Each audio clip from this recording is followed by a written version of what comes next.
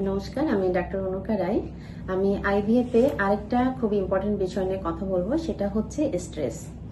IVF একটা জটিল এবং দীর্ঘ প্রক্রিয়া হলেও এই সময় কিন্তু মানুষ খুব স্ট্রেসফুল কন্ডিশনে থাকে।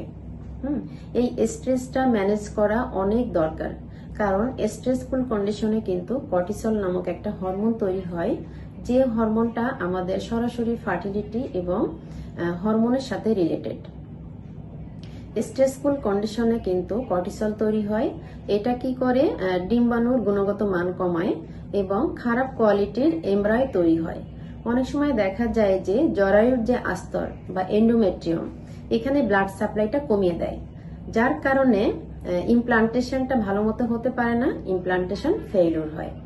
এবং শুক্রাণুর ক্ষেত্রে মানে মেল পার্টনারের ক্ষেত্রে টেস্টোস্টেরনের পরিমাণ কমিয়ে দেয় এবং শুক্রাণুর গুণগত মানও কমিয়ে দেয়, যার জন্য গুড কোয়ালিটির এমব্রায়ো তৈরি হতে পারে না।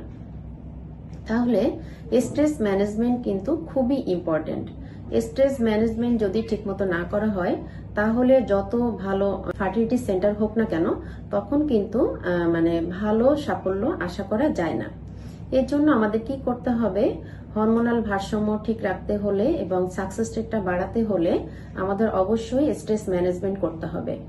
এক্ষেত্রে আমাদের একটা সাপোর্ট গ্রুপ দরকার হলে তৈরি করতে হবে। দরকার হলে ফার্টিলিটি ডক্টরের সাথে কাউন্সিলিং বা সাইকোলজিস্টের কাউন্সিলিংও নেওয়া যায়।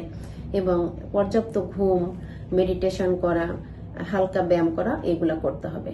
এগুলো করলে কিন্তু অনেক গবেষণায় দেখা গিয়েছে স্ট্রেস ম্যানেজমেন্ট করতে পারলে আইভিএফ এর সাকসেস রেট অনেক বেড়ে যায়, প্রায় 50% কিন্তু বেড়ে যায় সাকসেস রেটটা।